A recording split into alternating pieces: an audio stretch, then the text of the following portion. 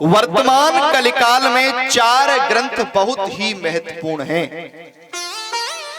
और जहां भी आप लोग देखते हैं आज के समय में, तो आप सभी लोगों को हर जगह 4 ही ग्रंथों पर चर्चा मिलेगी।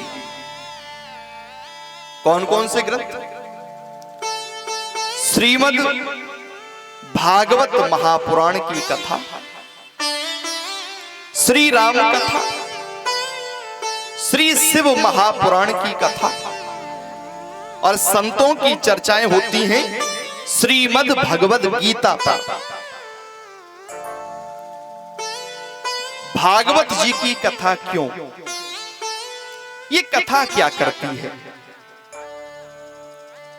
भागवत की कथा हमें जो मृत्यु का भय हमेशा सताता रहता है, मृत्यु के भय से भागवत की कथा हमें मुक्त करती है। राम कथा, यदि जीवन जीने की कला सीखनी है तो रामचरितमानस से अच्छा दूसरा कोई ग्रंथ हो ही नहीं सकता। कितना सुंदर आदर्श प्रस्तुत किया है रामचरितमानस में। राम कथा, शिव महापुराण की कथा, आज आप सभी लोग देखते होंगे बहुत सी जगह शिव महापुराण की कथाएं होती हैं और बहुत से लोग श्रद्धालु भक्तजन शिव महापुराण की कथा को सुनते हैं। जब तक हमारे शरीर में यह शिव तत्व है तभी तक हमारा शरीर शरीर है, और जिस दिन हमारे शरीर से, इस देह से यह शिव तत्व निकल जाता है, उसी दिन हमारा ये शरीर शव बन जाता है। ये शिव की महिमा है। इसके बाद चर्चा होती है श्रीमद् भगवद गीता। संतों का जब भी शास्त्रार्थ होगा तो गीता पर होगा, लेकिन गीता तो जीने और मरने की बात ही नहीं करती। गीता जीने और मरने की बात ही नहीं करती। जातस्य ही ध्रुवो मृत्युर ध्रुवम जन्म मृतस्य च। गीता का संदेश, जातस्य ही ध्रुवो मृत्युर ध्रुवम जन्म मृतस्य च। गीता में है यदि किसी का जन्म हुआ है तो उसका मरना निश्चित है, और कोई मर गया तो उसका जन्म भी निश्चित है। आत्मा अजर अमर अविनाशी है। और गीता का सुंदर सा भाव आप लोग सरल शब्दों में समझ लीजिए। जाता नहीं जगत से कोई भी व्यक्ति मरकर, जाता नहीं जगत से कोई भी व्यक्ति मरकर, और मिलते हैं सब यहीं पर कपड़े बदल बदल कर। यह हमारा कपड़ा बदल जाता है। आज मनुष्य का कपड़ा मिल गया, करनी खराब हो गई तो कल कोई जानवर का कपड़ा मिल जाए, कुत्ते बना दिए जाएं, घोड़े हाथी बना दिए जाएं। तो आवागमन के फेर में पगले ये कपड़े कई बार हैं बदले। ध्यान से समझना, आवागमन के फेर में पगले ये कपड़े कई बार हैं बदले, और अब नर्तन की चुनरी में ना दाग लगाना रे। अब जो मनुष्य की चुनरी मिली है इसमें दाग नहीं लगाना। और अब नर्तन की चुनरी में ना दाग लगाना रे, मुसाफिर चलते जाना रे, मुसाफिर चलते जाना रे, मुसाफिर चलते जाना रे, मुसाफिर चलते जाना रे। अकेला चल, अकेला चल, अकेला तेरा मेला पीछे छूटा, राही चल अकेला। चल अकेला, चल अकेला, चल अकेला तेरा मेला पीछे छूटा, राही चल अकेला। चल अकेला, चल अकेला, चल अकेला तेरा मेला पीछे छूटा, राही चल अकेला।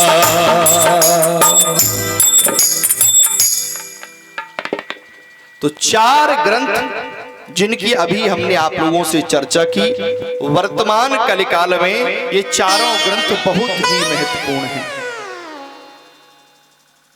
अब जिस पुराण को आप लोग सुनने जा रहे हैं, इस पुराण के विषय में समझ लीजिए। इस पुराण का नाम है श्री मद भागवत महापुराण। श्री का अर्थ क्या है? श्री का अर्थ है श्री लक्ष्मी जी, श्री किशोरी जी, श्री राधा रानी। लक्ष्मी, अच्छा लक्ष्मी मिलती किसे है? अच्छा पहले ये बताएं, लक्ष्मी को कौन कौन चाहता है? सभी लोग चाहते हैं। महाराज हमारे घर में खूब लक्ष्मी मैया की कृपा हो।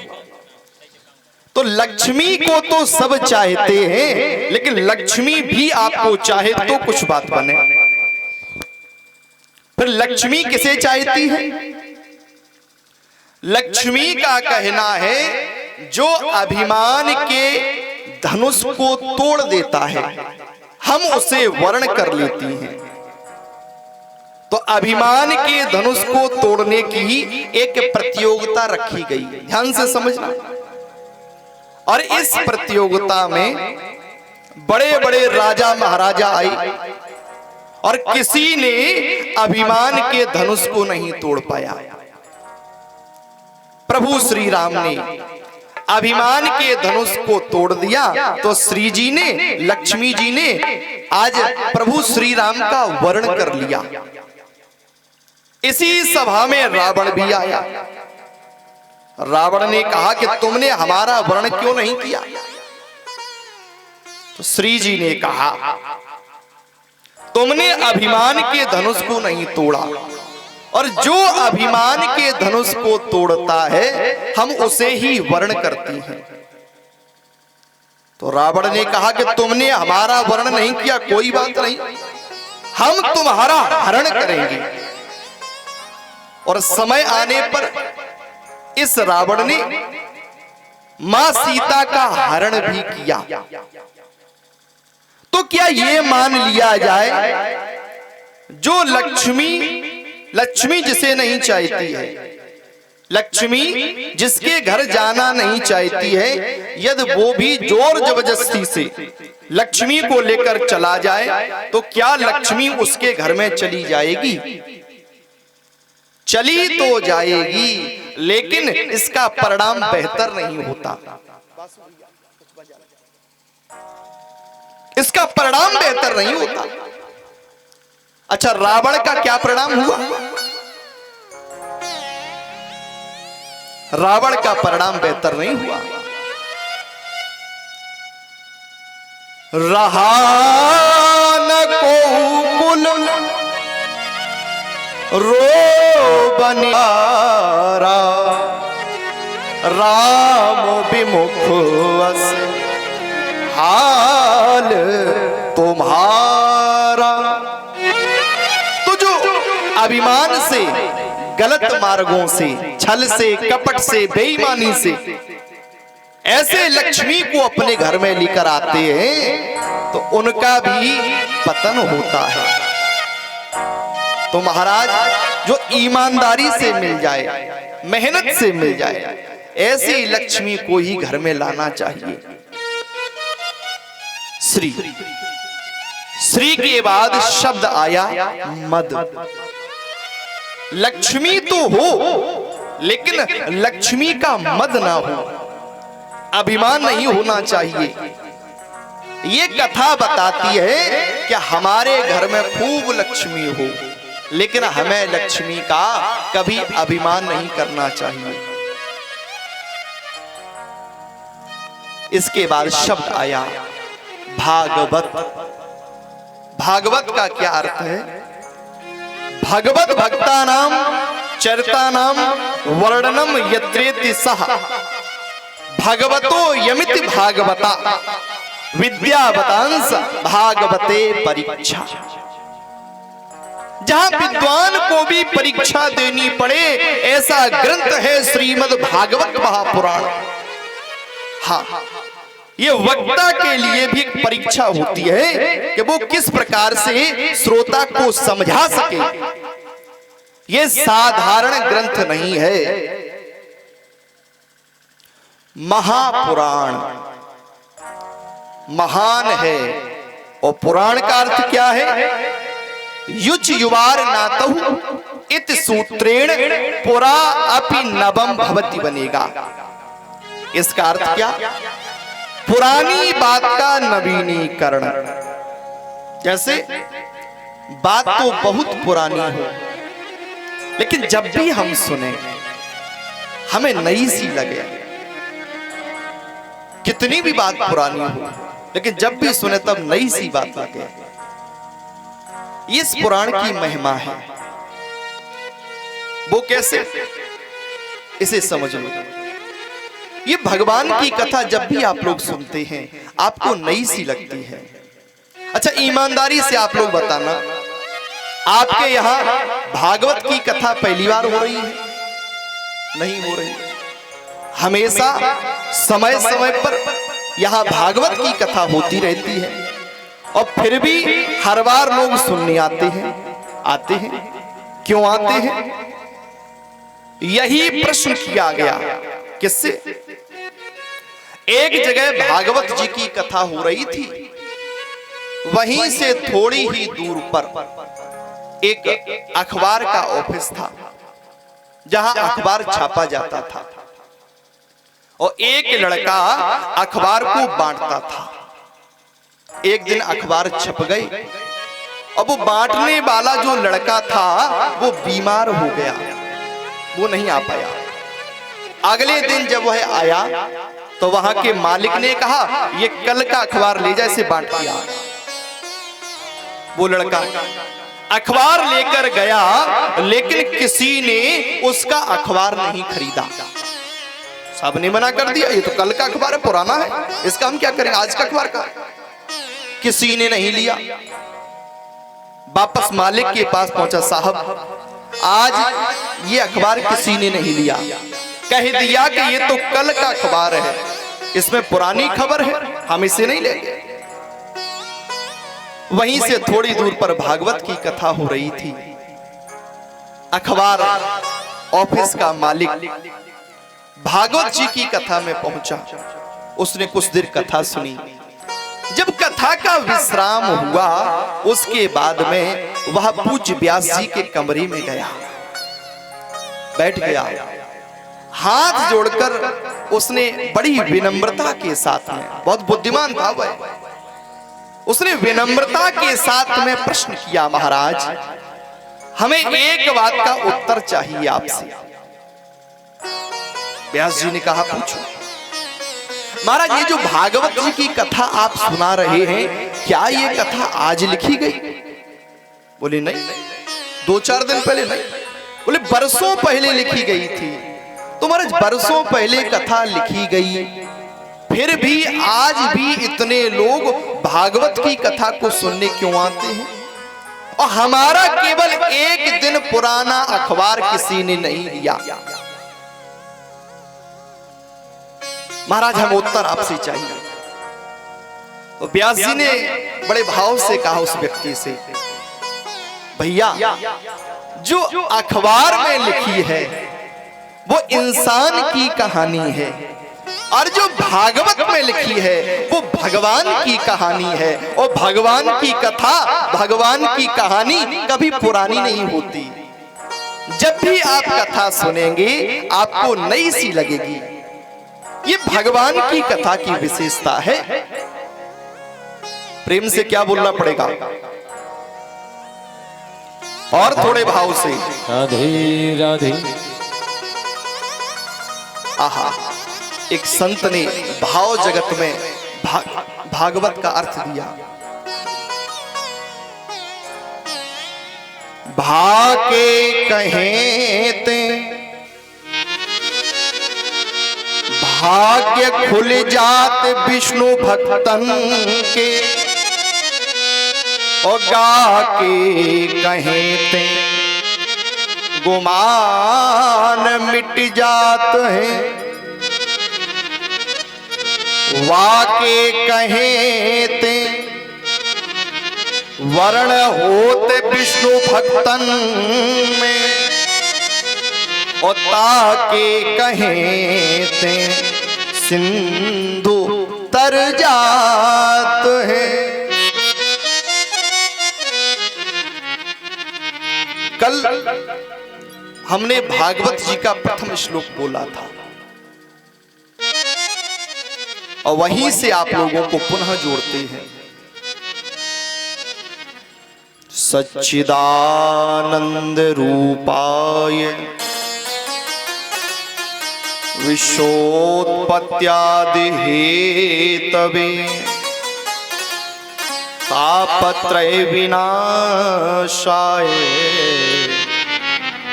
श्री कृष्णाय वयं नुमः। भगवान का स्वरूप कैसा है? सत चित आनंद। भगवान का स्वरूप सत्य स्वरूप है। भगवान का स्वरूप कैसा है? जहां कहीं भी आपको चेतनता दिखाई दे रही है वह भगवान का ही स्वरूप है, आनंद।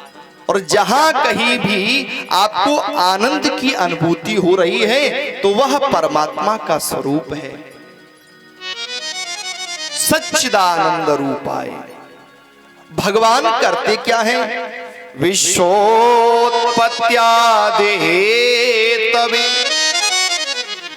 इस विश्व की उत्पत्ति करते हैं, पालन करते हैं और अंत में संहार भी करते हैं।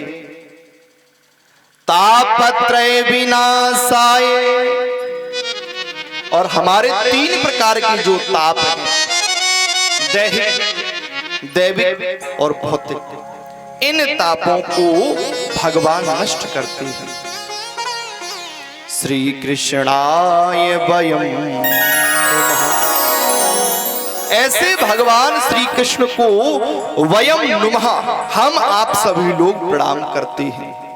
तो भागवत जी के पहले श्लोक से यह स्पष्ट हो गया कि जो ग्रंथकार है, जिसने इस पुराण को लिखा, उसकी भावना कितनी सुंदर है।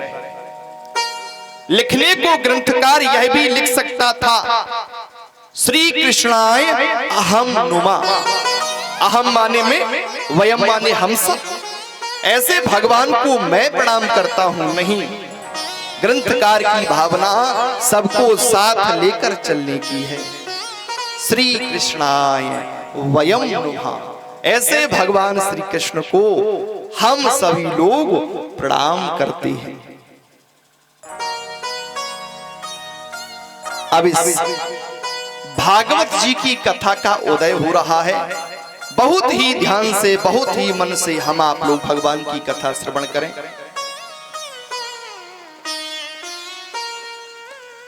कहां से उदय हुआ इस कथा का? नैम से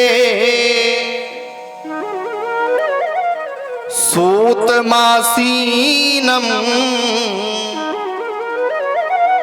भेवादे महामतिम कथामृत रसास्वाद कुशला सौने को ब्रवीत। नेमि सारण से इस कथा का उदय हो रहा है। ये शब्द नेमि सारणी पहले भी आप लोगों ने अवश्य सुना होगा। जब घर में आप लोग भगवान श्री सत्यनारायण की कथा करवाते हैं तब भी नैमिषारण्य का नाम आता है।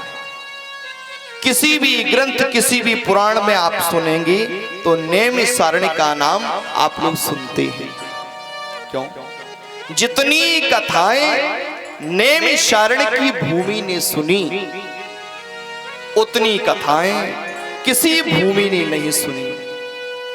यही श्री सूत जी महाराज ने सौनकादिक 88,000 ऋषियों को भगवान की कथाएं सुनाई हैं। बहुत सी कथाएं।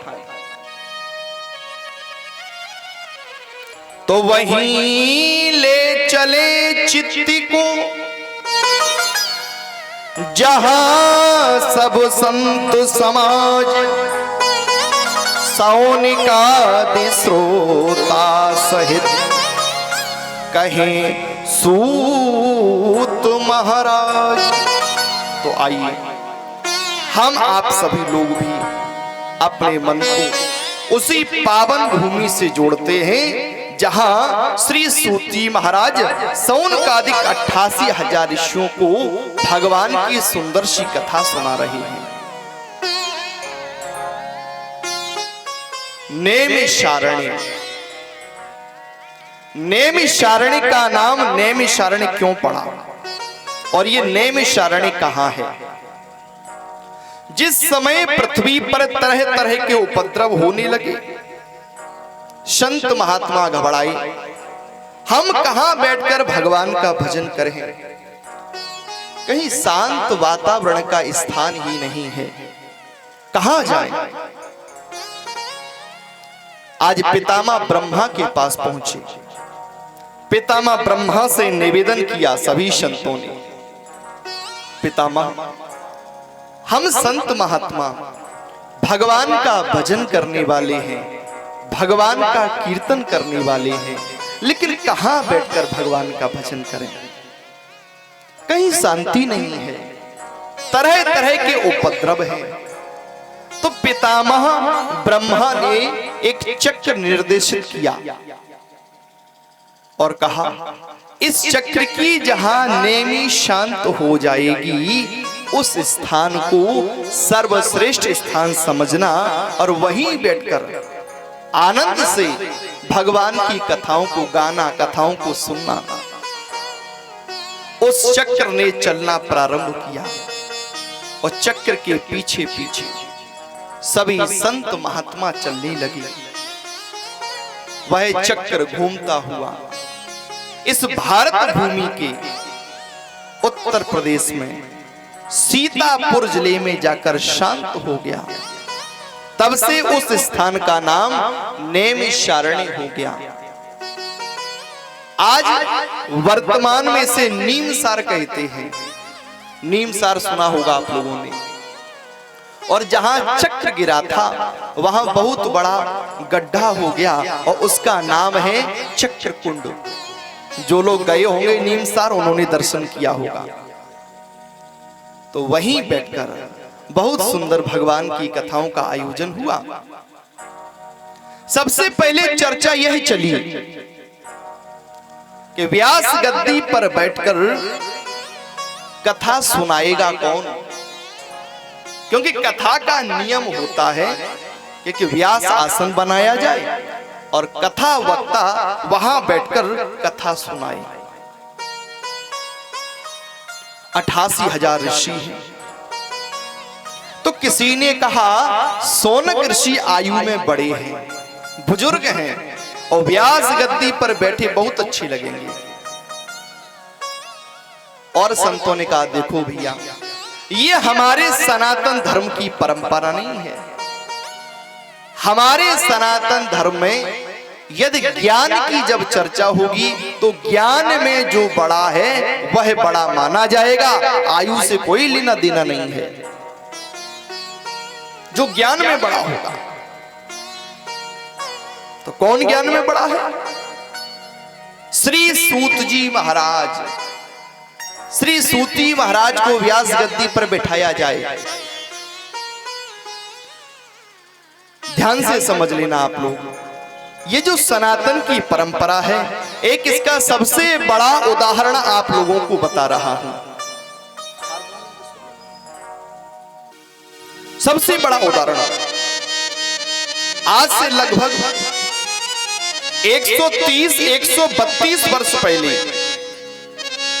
अमेरिका के शिकागो में एक विश्व धर्म सम्मेलन हुआ। 11 सितंबर 1893 को अमेरिका के शिकागो में, और हर देश में निमंत्रण भेजा गया, तो अपने भारत देश में भी निमंत्रण आया। तो उस विश्व धर्म सम्मेलन में उपस्थित होना है और अपने धर्म की, अपनी संस्कृति की बात रखनी है। अब यहां से कौन जाएगा?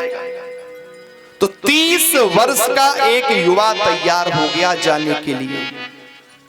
पूरे सनातन की धर्म ध्वजा उस 30 वर्ष के युवा के हाथ में दे दी। कौन था वो युवा? स्वामी विवेकानंद। आयु कितनी? मात्र 30 वर्ष की आयु। आज 30 वर्ष की आयु में हमारे देश का कितना बड़ा दुर्भाग्य है। आज बहुत से युवा सड़कों पर मारे मारे घूम रहे हैं और नौकरी के लिए हाथ जोड़ते, साहब हमारी नौकरी लगवा दो, कहीं लगवा दो, कैसी लगवा दो, नौकरी लगवा दो। और उस समय 30 वर्ष का युवा स्वामी विवेकानंद पूरे सनातन की धर्म ध्वजा उसके हाथ में दे दी कि जाओ और अमेरिका के शिकागो में उस विश्व धर्म सम्मेलन में अपने सनातन की बात को आप रखना। स्वामी विवेकानंद उस विश्व धर्म सम्मेलन में पहुंच गए और बहुत सुंदर इसी प्रकार से सभागार बना हुआ था, बहुत सुंदर मंच बना हुआ था, और नीचे स्वामी विवेकानंद बैठ गए। अन्य जितने भी लोग थे वो स्वामी विवेकानंद को देखकर हंसने लगे, क्योंकि उनकी वेशभूषा कैसी, एक धोती नीचे लगाए, दूसरी धोती को ऊपर से ओढ़े, और बाकी सभी लोग कोट पैंट टाई बेल्ट वाले। तो स्वामी विवेकानंद को देखकर हंस रहे थे। देखो ये भारत से आए हैं, ये अपने भारत की बात रखेंगे, ये अपने संस्कृति की बात रखेंगे, इनकी वेशभूषा देखो। मैं एक बात के लिए निवेदन करना चाहता हूं आज के युवाओं से, हमारे देश में चित्र की पूजा नहीं है, हमारे भारत देश में चरित्र की पूजा है। जिसका चरित्र उत्तम होगा, स्वामी विवेकानंद ने किसी को कोई जवाब नहीं दिया। ध्यान से समझना, जो विद्वान होगा, जिसमें गहराई होगी, वो जल्दी से किसी को उत्तर नहीं देता। हंसने वालों को हंसने दो, कुछ नहीं कहा। और जिस समय स्वामी विवेकानंद को मंच पर बुलाया गया, माइक के सामने खड़े हो गए और खड़े होकर एक बार उन्होंने पूरी सभा को निहारा। लोग और हंसे नीचे से। देखो माइक के सामने खड़े होकर इनकी तो बोलती ही बंद हो गई, अभी कुछ बोल नहीं पाएंगे, लोग हंस रहे थे। आज स्वामी विवेकानंद ने 5 ऐसे शब्द कहे, पूरी सभा स्तब्ध रह गई और खड़े होकर 2.5 मिनट तक तालियां बजती रही। यह है सनातन धर्म। ऐसे कौन से शब्द थे जो सभा को खड़ा होना पड़ा? जो वेस्टर्न कल्चर है, पाश्चात्य संस्कृति है, उसमें जब संबोधन किया जाता है, बोला जाता है, तो बोला जाता है लेडीज एंड जेंटलमैन। लेकिन स्वामी विवेकानंद जी ने कहा brothers and sisters of America, मेरे अमेरिका के भाइयों और बहनों। जब ये शब्द सुने पूरी सभा ने, सभा स्तब्ध रह गई। ये व्यक्ति यहां किसी को जानता नहीं, किसी से कोई रिश्ता नहीं, कोई नाता नहीं, कोई व्यवहार नहीं, और ये व्यक्ति कह रहा है मेरे भाइयों और बहनों। आहा हा, कितना सुंदर भाव है। वाह, ये है सनातन की परंपरा, ये है भारत की सनातनी संस्कृति। हम किसी को जानते नहीं, उसे भी भाई और बहन करके संबोधित कर रहे हैं। सभा स्तब्ध रह गई, खड़े हो गए, 2.5-3 मिनट तक तालियां बजाती रहे। तो ये हम आप सभी को समझने की आवश्यकता है, और ये समझेंगे कब? जब हम ऐसे चरित्रों को पढ़ेंगे, उनका मनन करेंगे, चिंतन करेंगे, जीवन में उतारेंगे, तो हमारा चरित्र भी उत्तम बनेगा। प्रेम से क्या बोलना पड़ेगा? राधे और थोड़े भाव से राधे राधे। तो आज श्री सूत जी महाराज को व्यास गद्दी पर बिठा दिया। नीचे सौनकादिक 88,000 ऋषि बैठे हुए हैं। अब बात ये रखी गई कि बीच बीच में प्रश्न कौन करेगा। तो कहा कि सौनक महात्मा बीच बीच में प्रश्न करेंगे।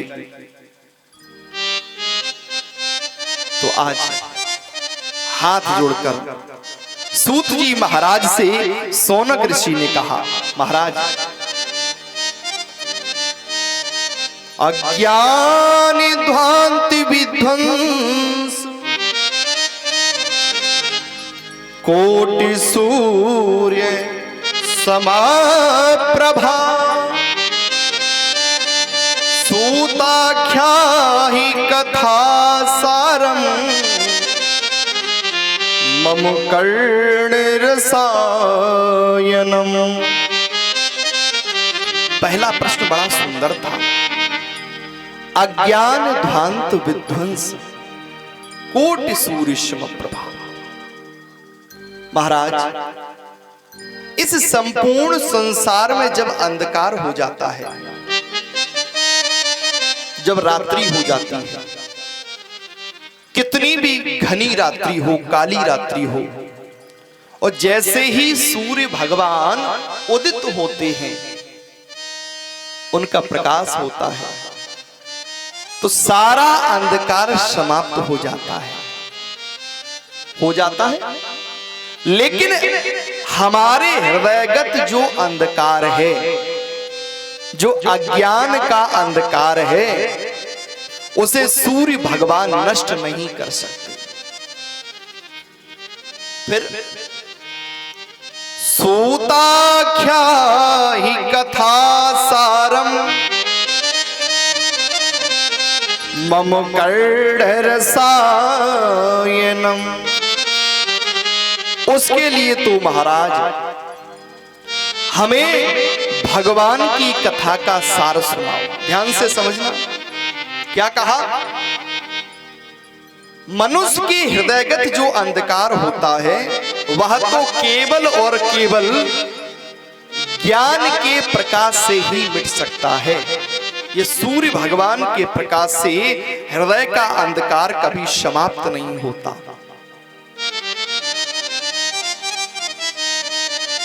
और महाराज, हमें कथा मत सुनाना, फिर कथा सारम, हमें महाराज कथा का सार सुना दो।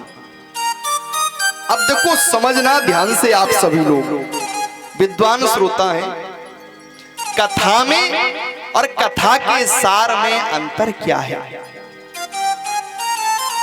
पहले तो ये समझ लो, कथा से ही कथा का सार निकलता है, लेकिन कथा से अधिक महत्वपूर्ण है कथा का सार। जैसे परीक्षित जी दूध से घी प्रकट होता है। अच्छा, दूध आपके यहां कितने रुपए लीटर है? 60 रुपए। 60 रुपए में 1 लीटर दूध आ जाएगा। और 60 रुपए में घी कितना आएगा? और जबकि घी निकला कहां से है? उसी दूध से। इसी प्रकार से महाराज कथा से कथा का सार प्रकट होता है। जैसे दूध का सार है घी, इसी प्रकार से जो कथा का सार है वह कथा का सार सुनाना, क्योंकि कथा का सार बहुत महत्वपूर्ण होता है। ये पहला प्रश्न कर दिया और उसके बाद हाथ जोड़े और दूसरा फिर प्रश्न किया। अभी सूत जी ने कोई उत्तर नहीं दिया, पहला प्रश्न सुन लिया और चुप है। हाथ जोड़े। महाराज, इहि घोरे कलौ प्रायौ जीवश्चा सुरतां गता क्लेशाक्रान्तस्य तस्यैव शोधने किं परायणम्। इहि घोरे कलौ प्रायौ जीवश्चा सुरतां गता। इस घोर कलयुग में, कलिकाल में मनुष्य की वृत्तियां असुरों जैसी होती चली जा रही हैं, क्लेश में रहते हैं। शोधने किम परायणम। महाराज, इसका शोधन क्या है? इसका उपाय क्या है कि मनुष्य उस क्लेश से निकल सके? मैं एक बात के लिए और निवेदन करना चाहता हूं आप सभी लोगों से, जो भी लोग इस प्रांगण में उपस्थित हैं। अभी जो प्रारंभ की 4 दिन की जो कथा रहेगी, भगवान कन्हैया के जन्म से पहले तक की जो कथा है, उसमें थोड़ा सा आपको दिमाग खर्च करना पड़ेगा। हाँ, ये कथा, इसमें दिमाग खर्च करना पड़ेगा। और जैसे ही कन्हैया जी का जन्म हो जाएगा, फिर दिमाग नहीं लगाना, फिर कथा को दिल से सुनना। अभी थोड़ा सा दिमाग खर्च करना पड़ेगा। हालांकि मेरा प्रयास ये रहेगा, मैं जिस बात को बोलूं यहां से, वह आपको समझा सकूं सरल शब्दों में। ये प्रयास मैं पूरा करूंगा। आगे हाथ जोड़े, फिर प्रश्न किया। महाराज, चिंतामणिर्लोक सुखम सुरद्रु स्वर्ग संपदम प्रयच्छति गुरुः प्रीतो वैकुंठम योगी दुर्लभम। क्या कहा? महाराज, चिंतामणि यदि किसी व्यक्ति को मिल जाए तो चिंतामणि की यह विशेषता है, वह हमें लोक सुखम, लोक का सुख प्रदान करा सकती है। और सुरद्रुः स्वर्ग संपदम, यदि कहीं स्वर्ग का वृक्ष जो है कल्प वृक्ष, वह हमें प्राप्त हो जाए। और कल्प वृक्ष की विशेषता यह है कि कल्प वृक्ष के नीचे बैठकर हम जो भी कल्पना करें, कल्प वृक्ष हमें प्रदान करा देता है। लेकिन महाराज, प्रयच्छति गुरुः प्रीतो वैकुंठम योगी दुर्लभम। चिंतामणि और कल्प वृक्ष ये वैकुंठ नहीं प्रदान करा सकते। पर वैकुंठ कैसे मिलता है? प्रयच्छति गुरु प्रीतो, ये तो केवल और केवल गुरुदेव भगवान की कृपा से ही संभव है। तो महाराज, गुरु बन जाइए, गुरु बनकर कथा सुनाइए, हमारी चिंताओं को दूर करिए महाराज।